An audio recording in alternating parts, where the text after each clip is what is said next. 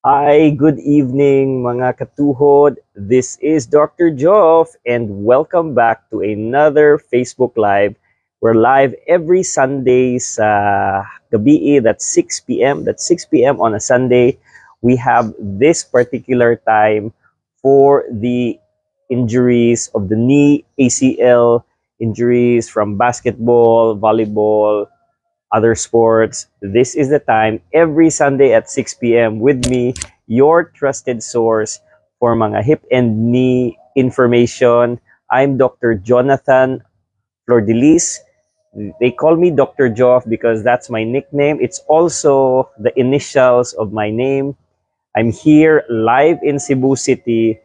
And if you know someone with an ACL, you can ask about your ACL injury here with me, Dr. Joe Flordelis.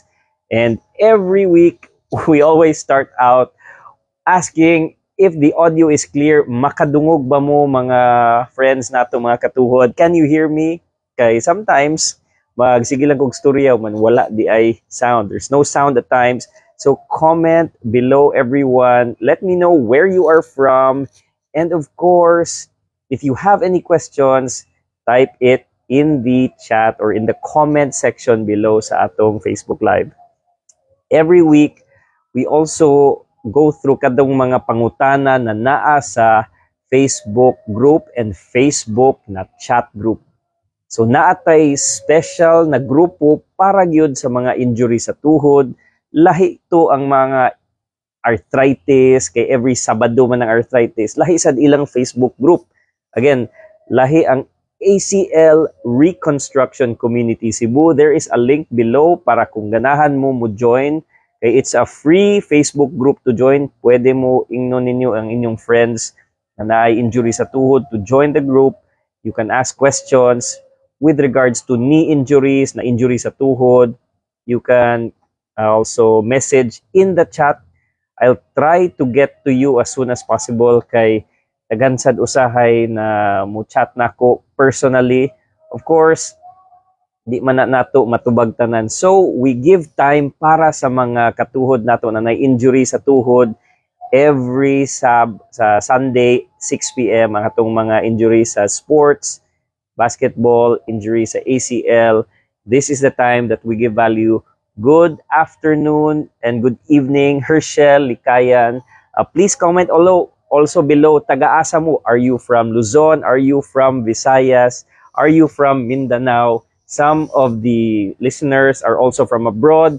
We have patients coming from different countries para lang magpa-ACL na tanaw silang ACL, and sometimes reconstruction good sa ACL. Some are coming from Papua New Guinea, others are coming from Hong Kong, and I don't know, but maybe it's the quality of the service, maybe it's sulit, or the value for money that you get here may be better. I don't know, but for some reason, some foreigners are coming to Cebu City to have their knee fixed, and some their hips also. Good evening, Ma'am Maria Elena Mantaring, no? Our atong faithful and loyal na followers. Shout out to everyone. Again, comment below if you can hear me, and message if you have questions about mga ACL injuries.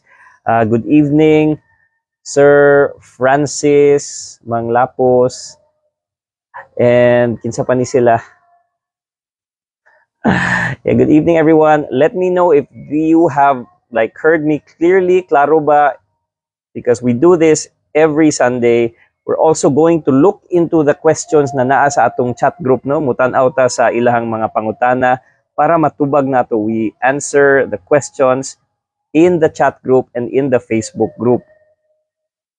Also, today is Story Sunday, and I have to share with you the story that's been generating a lot of comments sa atong Facebook groups. So, there is a patient na ni-comment, and the patient na adiri si ato lang ibutang diri si Mr. Hazar. Long post ahead, and I'm going to read this long post.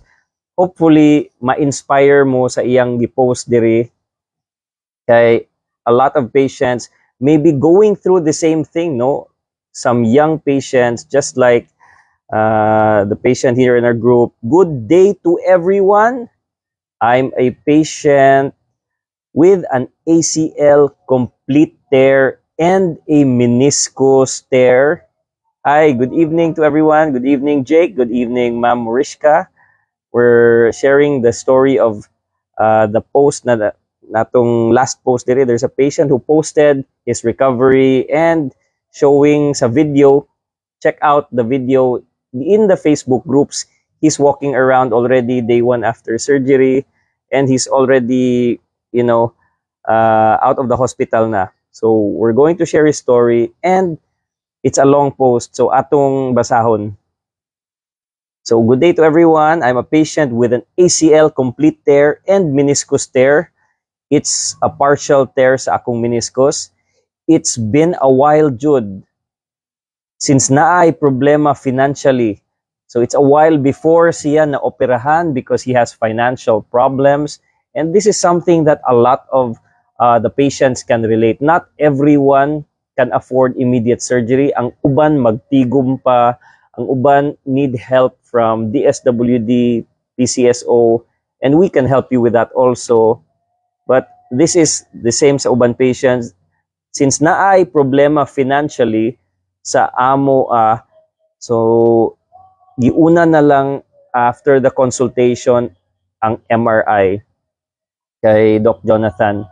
Then nag-explain si Doc Joff unsay possible na mahitabo sa akong injured knee, and kaluoy sa Ginoo naka-undergo gyud kog operation with the help and guidance ni Doc Joff, as well as the charity program in a certain private hospital. Naatay mga charity program sa government hospital, naasa tay charity program sa atong mga private hospital. So daghan ta og mga options, no?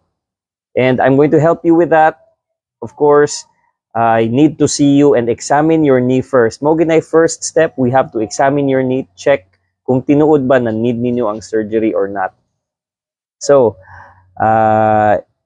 going back to our patient, maong karon I'm starting to recover na, and I hope na by the time makita na ninyo na ang post nako, you'll be inspired.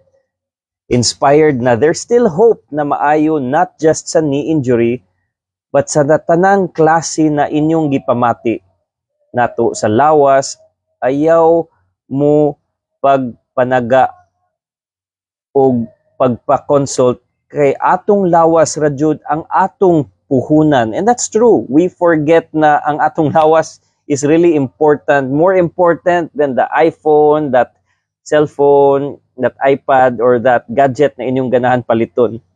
Consultation costs are less than a load ninyo sa cellphone, pero a lot of our Filipino friends diris ganahan gyud mo palitog cellphone di sa magpatanaw sa doktor, unya ra ng doktor. So this is true what the patient is saying, na ayaw gyud og panagang kay atong lawas, atong puhunan, aning matag adlaw nato na pagpanginabuhi. So amping tang tanan always, and let's heal together. That's a nice saying, no? Let's heal together. Please do read the captions of the vids, and I hope it helps. So this patient, wa ni siya naka-decide og surgery dayon because obviously financial issues, daghan ingon financial issues. But when you go to me in the clinic, I number one need to know your story. Nganong na-injury man ka? I want to know if it's a sports injury, and by the history pa lang, na ko'y idea na posible na tinuod ACL injury gyud. Daghan mahadlo kay mahal ang consultation, mahal ang MRI. There are ways na makatabang sa taana.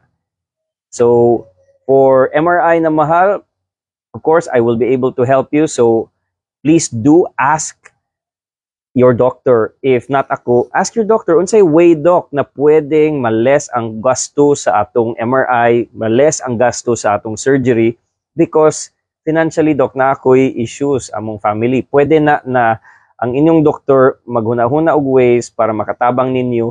Here in Cebu City na ay mga gitawag og CHAMP, no? That is a government office na mo help sa expenses sa hospital. They help also in mga diagnostic test, samaan ng MRI sa tuhod. And of course, naasay mga very, very kind sponsors.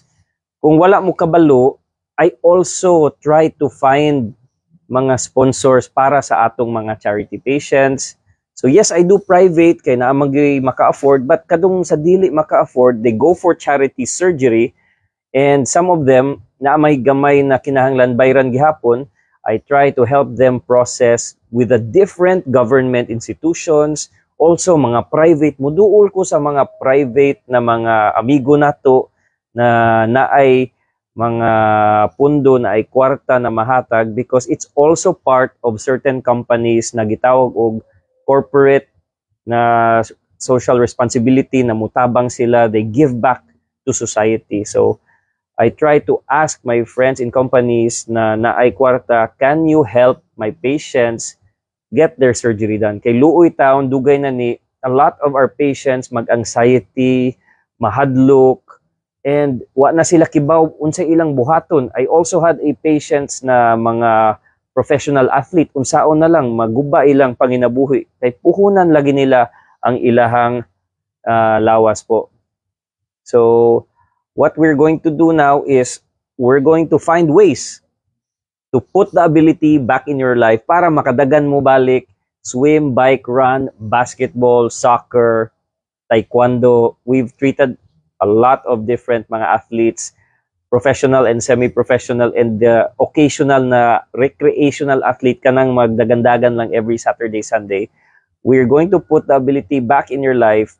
And again, not everyone needs surgery, but if you have a knee injury, please do consult your doctor po. So right now, we're going to move on sa mga questions in the chat nato. We're also taking into consideration good evening sa mga katuhod nato. And of course, don't forget, before you ask questions, let me know where you are from. Are you from Luzon, Visayas, Mindanao? Taga ano ba kayo? Taga Cebu City ba? Mandawi City, Bohol, Leyte?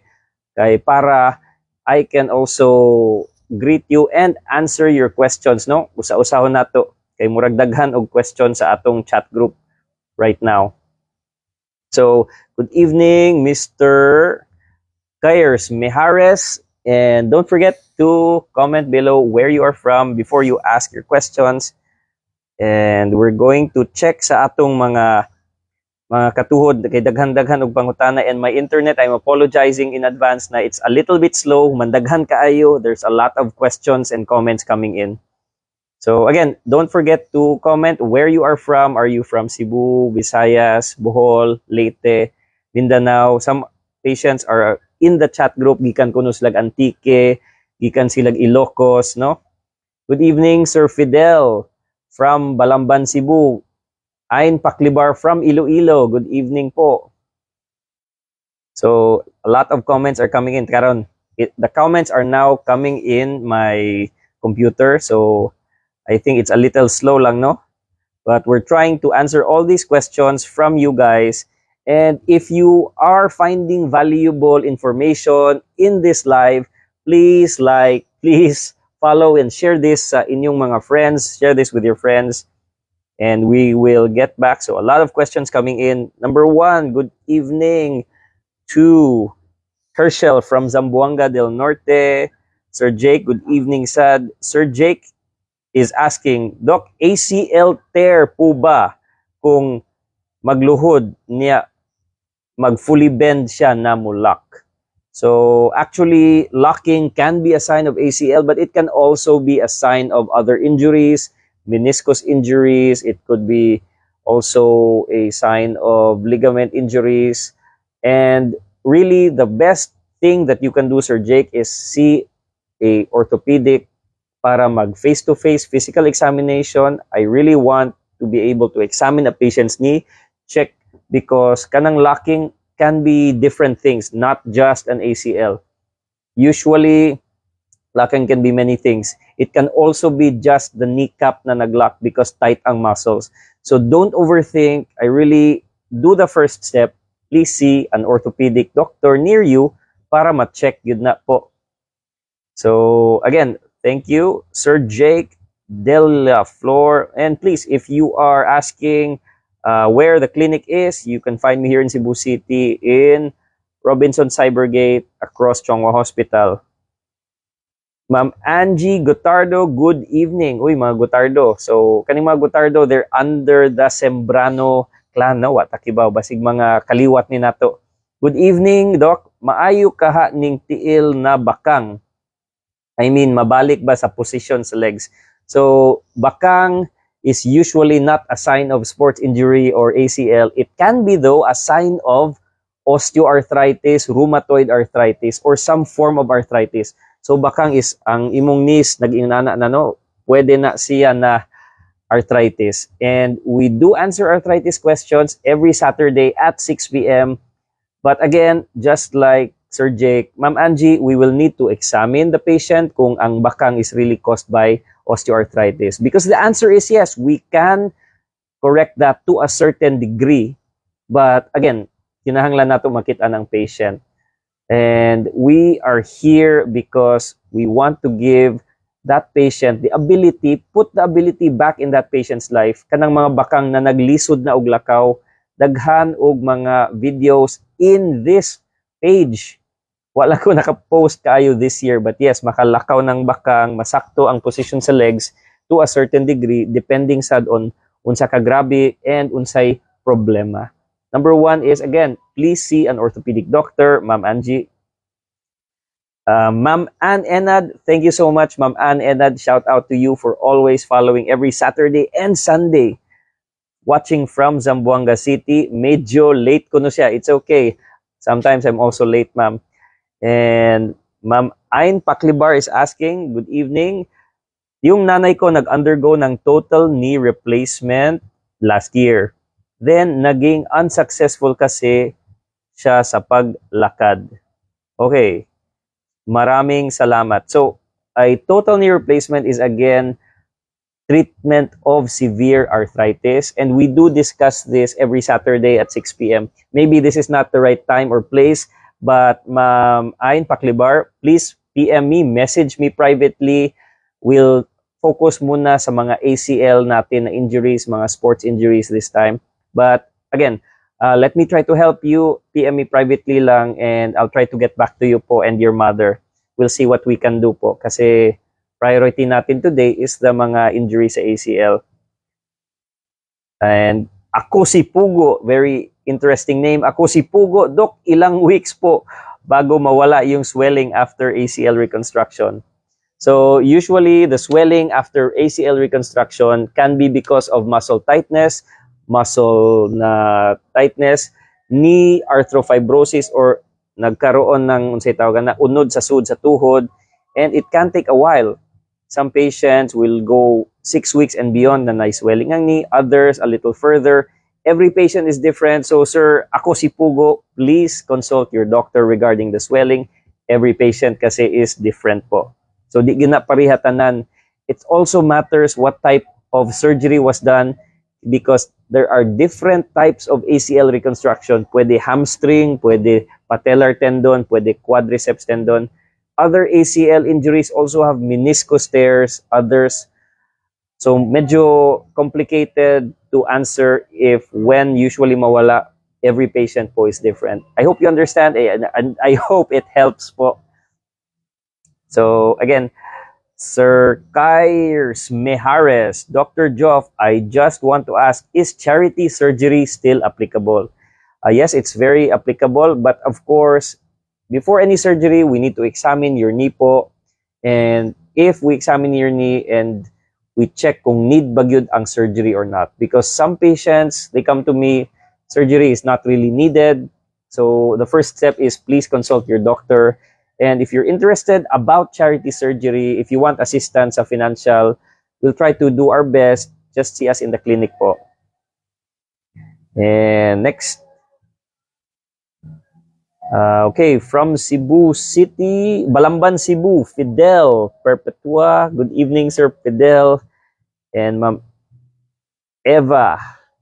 Eva Boliano, good evening, Doc.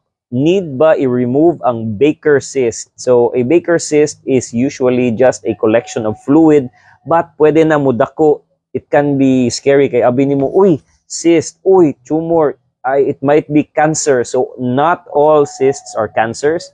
Now, to clarify if it's really cancer or a Baker cyst, we'll need to do tests like in the clinic, also ultrasound, MRI, and it depends po. It needs to be removed if it's giving the patient problems. If wala namang issues and really you have tests that show na okay ra siya, there's no need to remove. So, thank you for that question. Again, the line is a little slow ang atong connection today. A lot of the questions are coming in Hinay, so it's kind of slow. Again, everyone, this is Dr. Joe Flordelis, your trusted source for hip and knee information po. We're doing this live for ACL and knee injuries from sports every Sunday at 6 p.m. po. And for those of you who are arthritis warriors, struggling with arthritis and battling it, we do a Facebook Live every Saturday. That is because 6 p.m. Saturday, usually ang mga arthritis warriors nato, they go to mass every Sunday. That's why nata sa kuan sa Sunday po. Now, we also need to answer questions sa atong ACL reconstruction community na chat group. So, in this chat group, Ma'am Joyce, na comment from Ma'am Joyce, Dr. Joff, daghang gyud salamat sa pagtabang namo sa full ACL and meniscus tears. Okay. Very welcome po, ma'am. You even extend your blessings to us without hesitation. Yeah. And she shared a video sad sa iyang anak, no? Guys, don't be afraid. Please see or consult a doctor. If you're looking for a doctor around the Cebu City area, you can definitely check out my clinic. We are on Google, we're on Facebook, and we're open Monday to Friday. But if you want me specifically, I'm also there Monday and Friday only, 10 to 2:30. That's why it's best na mag-schedule ng consultation. So, scheduled consultations are best. Sa atong chat group, okay, let's answer the questions from the ACL Reconstruction Community Cebu. So, daghan sa comments diri, especially sa last nato na post, no? Thank you so much, Ma'am Gina Acugido. Tinuod gyud usasag ko natabangan ni Doc Jonathan, buutan si doctor and willing to help you gyud. I think need gyud nato magtinabangay because I think there's such a thing as karma, and if I help patients in the future, makatabang man sa mga patients nato. Grasya gihapon na makatabang ta sa mga patients nato. So, question is, asa na nga hospital? So, if you're asking about charity surgery, yeah, we do have different hospitals, private and government hospitals. And best if we meet and see each other face to face so that I know sad asa mo gikan, because there are patients coming from different na mga provinces, Leyte, Bohol, para lang magpa-treat sa ilang ACL. And it also depends asa mo nagastay. We try to help mga patients from the provinces, no, kay nagaliso di sila, they really have the courage ni biya sa ilahang probinsya para lang magpa-opera. So, question is from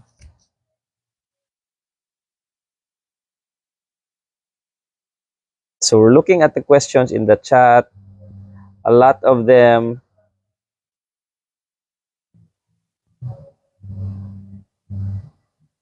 okay.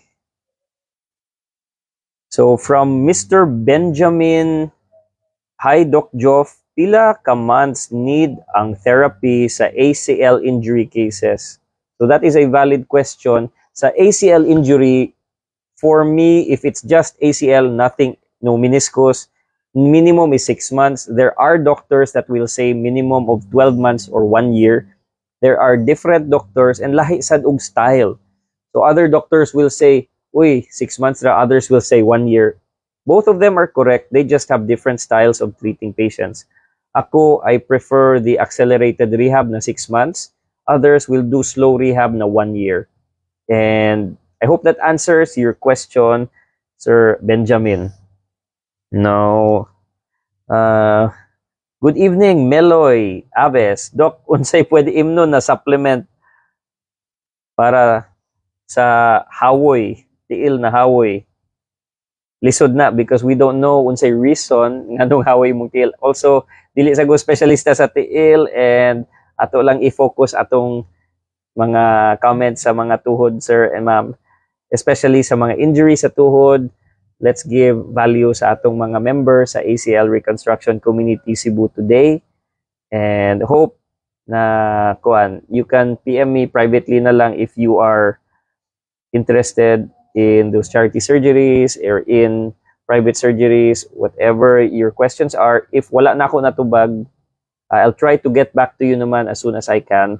If not, balikan ka na mo ang mga pangutana every Sunday, that's 6 p.m. for the knee injuries from sports. And Saturday is for the arthritis warriors para gyud natay 2 days para sa inyong tanan. And that's just a way of showing na I'm here for you, and of course, I want to help you. I want to put ability back in your life para maka-enjoy mo sa inyong sports, sa inyong life po. And so we're looking at, so the time is 6:31, guys. Happy Sunday sa inyong tanan. And again, if you are getting valuable information tonight, please do like, please follow, and share this with your friends. It really helps if you're a past na patient nako to give a Google review. It really helps. So anyone na past patient nako, shout out ninyo diha. Looking at the ACL chat group, tanaw na to. Other questions from the chat group. Doc, ilang araw bago makakalakad na walang crutches? There are actually patients na walking na walang crutches 1 day after ACL. Just 1 day po. And some, I discharge because outpatient yung surgery. So others are walking without crutches immediately few hours after surgery. Pwede na siya, lakaw na sila. Already walking.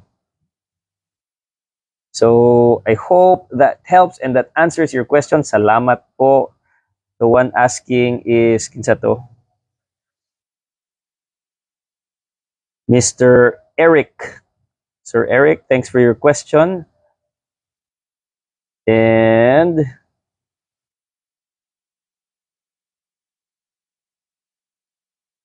we'll share some videos also sa atong mga friends who are asking. Sometimes dili man sila mutuo. I had a patient the other day, very happy, very surprised na, uy, tinuod gyud ay na I can walk immediately. Dili ra siya like fake yun. And yes, it's really true. Patients are walking immediately after surgery, some hours after surgery, others 1 day after. Not every patient is different, but our goal is to get you na makabalik mo sa inyong sport. So of course, we want you to walk immediately.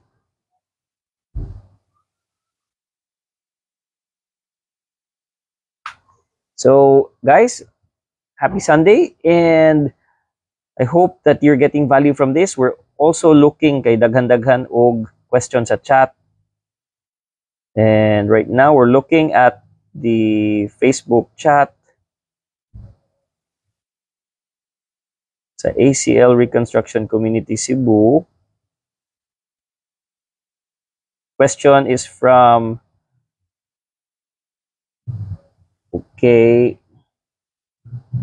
Doc from Paulo. So Sir Paulo, Doc, pila ka days na before makadagan after ACL? Usually, I have my patients jogging at 3 months and running at 4 months. So again, if you had a just pure ACL, it's running at 4 months because jogging pa lang ang 3 months. Slow jogging first before any na running po. I hope that helps, Sir Paulo. And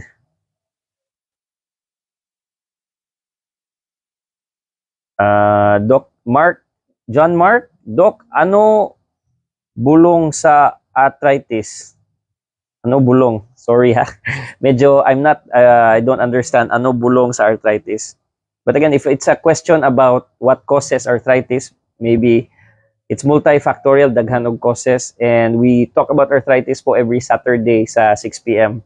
Today, bigyan natin ng importansya ang mga ACL natin na patients po. And shout out sa mga listening from Butuan City. Emmanuel Dandoy. Good evening po, Sir Emmanuel. From Butuan, one of the first patients na ACL after sa pandemic came to visit me because ang iyang anak na ACL. So it's really nice and touching because I remember ang papa giubanan gid iyang anak, kay ganahan siya makabalik. He really wanted his son to get back into sports.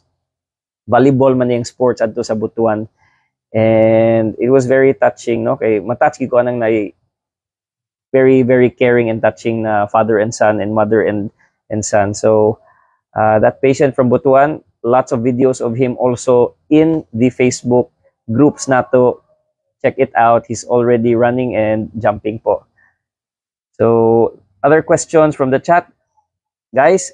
I think that we have to understand, if you have issues financially, we can help you. If you are a patient who wants to get back into sports, we also do private surgery.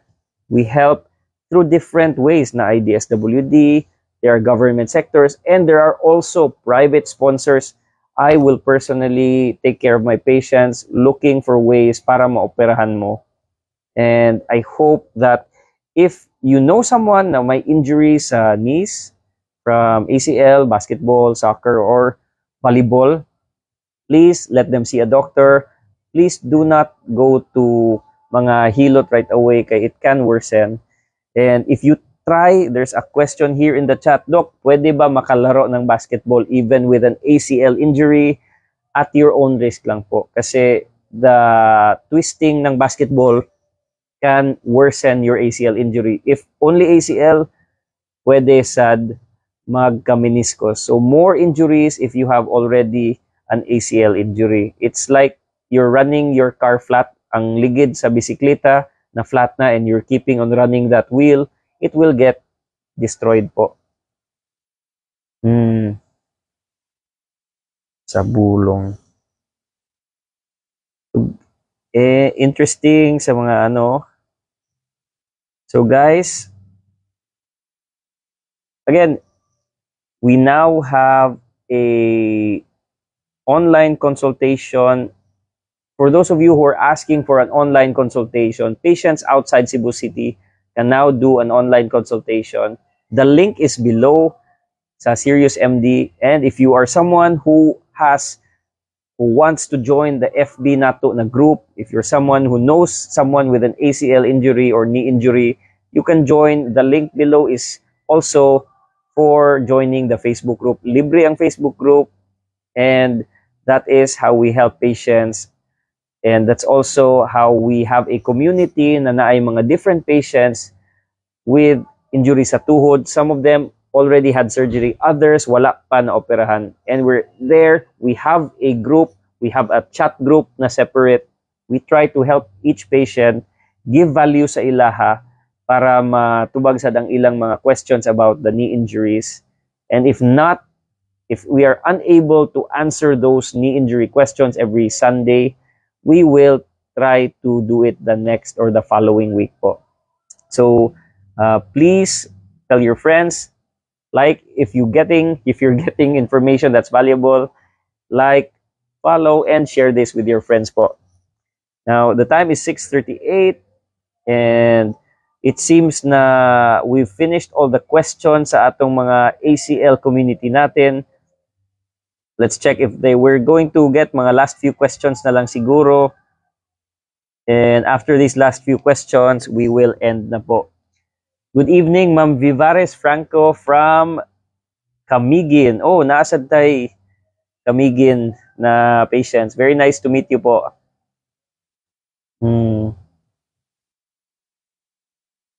I hope to see you guys soon. And we're going to end a little early tonight. Again, we're going to get the last questions So, Mr. Ed Rep, okay, comment below sad where you are from before you ask your questions. Ana lang ta. Please do mention where you're from and then you can ask your questions po. So, Doc, I have a partial tear 2 years ago.